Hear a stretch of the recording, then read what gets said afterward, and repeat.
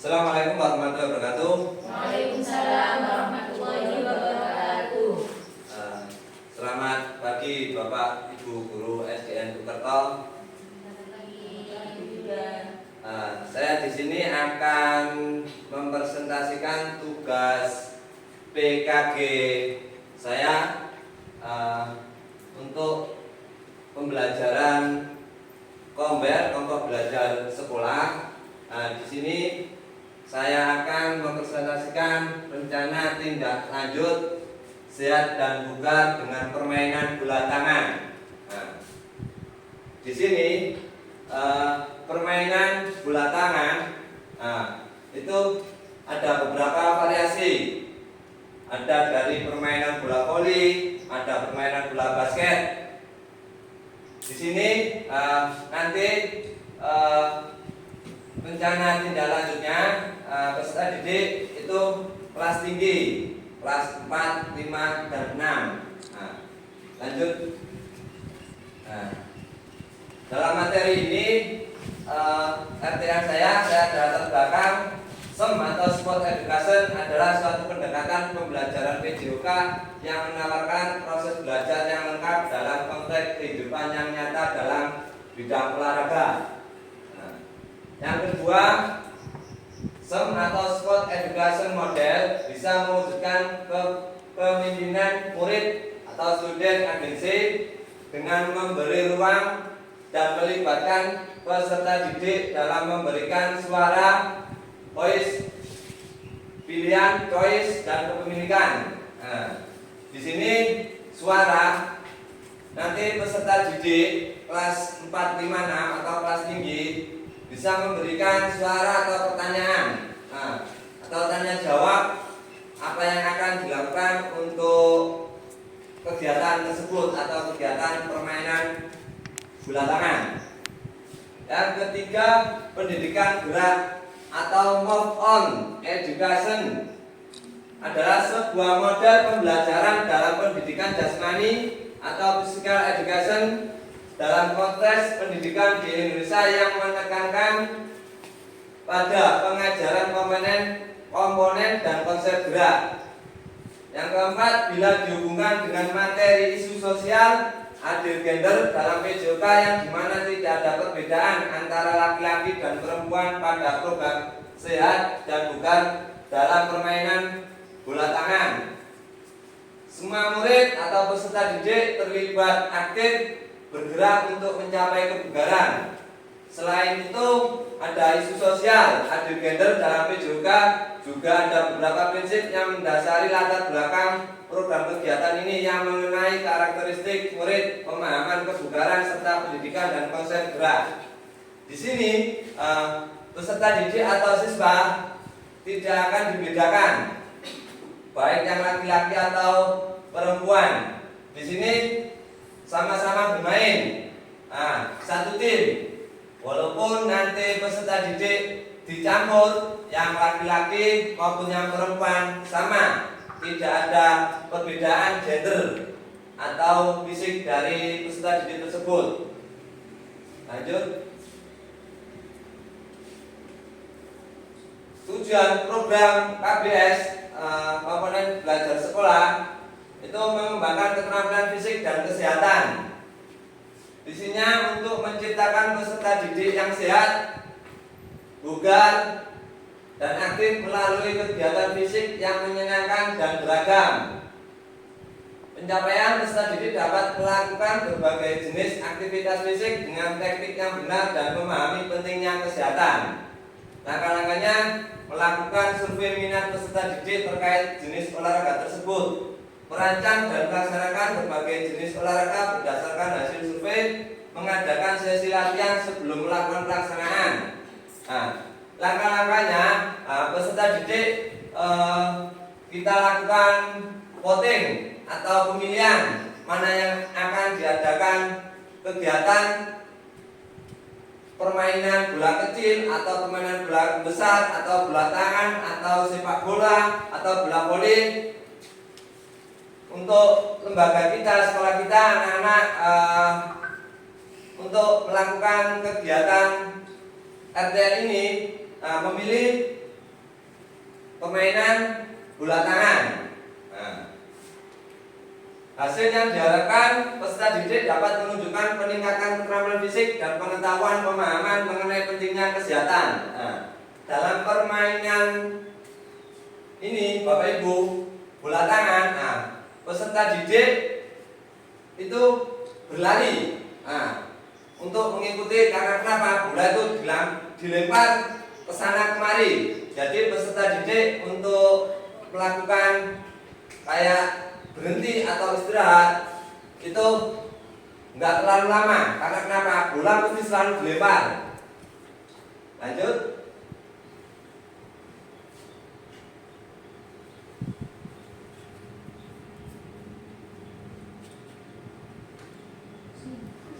Tadi sudah begini aja Bu.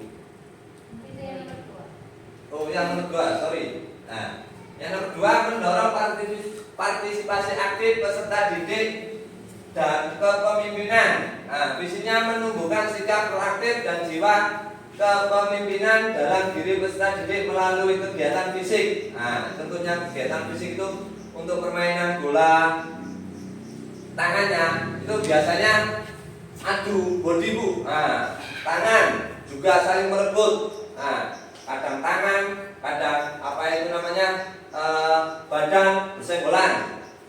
Pencapaian peserta didik dapat mengambil peran aktif dalam mengorganisir dan memimpin kegiatan. Langkah-langkahnya menunjuk ketua tim atau kapten tim, memberikan pelatihan kepemimpinan dan manajemen acara kepada peserta didik yang ikut kegiatan, mengadakan kegiatan yang memerlukan koordinasi dan kerjasama tim. Nah, kerjasama tim itu biasanya juga kita untuk belajar kelompok juga anak-anak peserta didik untuk apa itu namanya bermain, nggak bermain bola tangan saja, bermain semuanya saja. Semisal apa itu Bu, lari, terus temannya membantu, apa itu namanya? Kok lupa ya saya? Lari estafet atau lari sambung, ya. Hasil yang diharapkan peserta didik mampu menunjukkan kepemimpinan dan bekerja sama dengan baik. Lanjut. Tujuan program KBS yang ketiga memfasilitasi pilihan dan kreativitas peserta didik.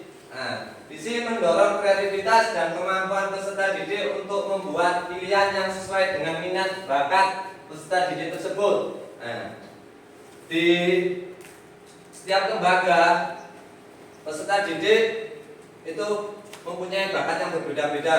Ada yang kepingin sepak bola, ada yang kepingin bola voli, ada yang kepingin bola basket atau permainan kasti atau permainan tradisional. Karena peserta didik mempunyai bakat dan minat yang berbeda-beda. Pencapaian peserta didik dapat merancang dan mengimplementasikan kegiatan fisik yang kreatif. Nah, biasanya untuk peserta didik kalau di sekolah sudah mempunyai bakat, biasanya kalau di rumah itu biasanya dilakukan.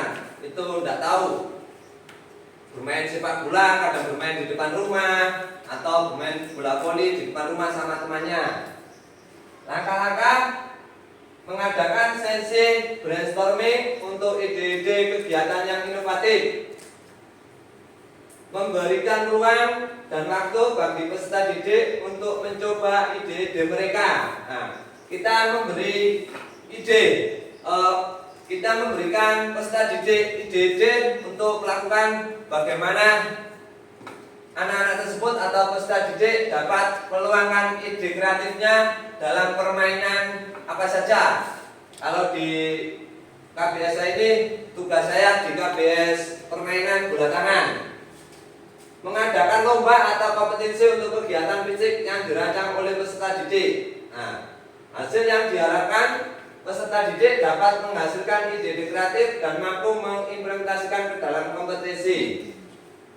Di sini peserta didik tidak hanya menjadi itu Bapak Ibu, tidak hanya menjadi peserta, tapi peserta didik diberitahu atau dibuat pengertian bahwasanya peserta didik dapat bisa menjadi bapak ibu guru, dapat menjadi juri atau peserta atau wasit, ya, atau yang lainnya. Nah, jadi peserta didik semuanya itu dilibatkan. Nah, karena kenapa? Peserta didik biar tahu, oh saya harus bisa menjadi wasit, oh saya harus bisa menjadi bapak ibu guru, oh saya harus menjadi semisal kiper. Nah, lanjut.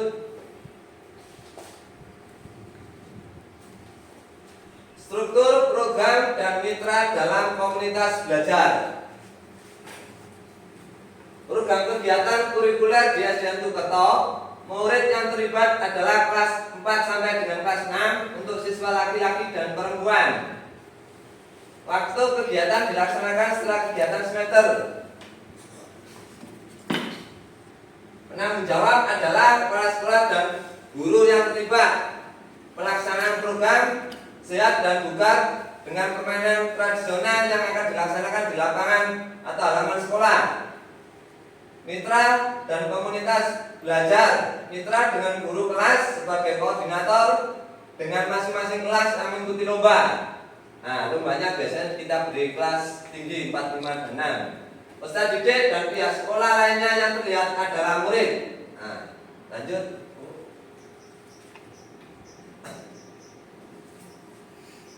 Pernyataan tentang kapasitas yang dimiliki kelas atau sekolah.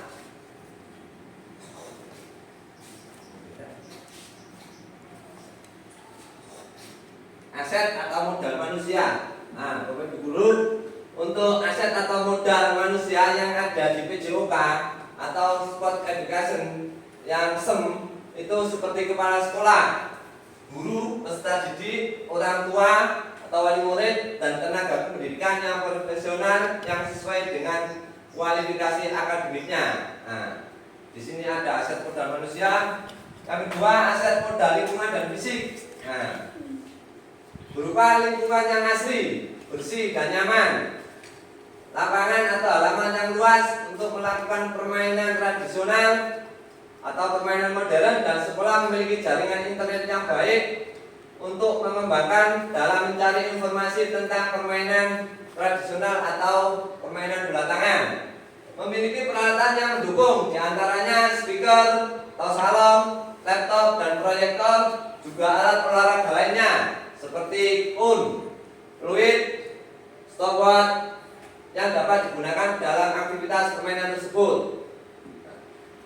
Aset yang ketiga, aset modal sosial dan politik. Nah, di sini kemampuan seluruh unsur yang terlibat dalam proyek untuk menjalin kolaborasi dan sinergitas dalam hal kebijakan dan tanggung jawab. Yang keempat, aset atau modal finansial, yaitu adanya anggaran atau dana BOS atau dana penunjang lainnya sebagai sumber finansial utama dalam kegiatan tersebut. Yang terakhir, aset modal agama dan budaya, yaitu warga sekolah yang taat beribadah dan gotong royong yang masih terawat dengan baik. Nah, dari beberapa aset ini ada beberapa yang kita tidak punya. Nah, seperti stopwatch, tapi bagaimana kita bisa mengkreasikan atau adanya stopwatch tersebut? Kita biasanya pakai HP.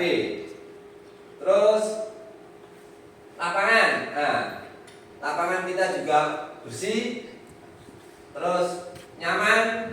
Tapi kalau kadang banjir kita tidak bisa memakai, ya Bapak Ibu ya.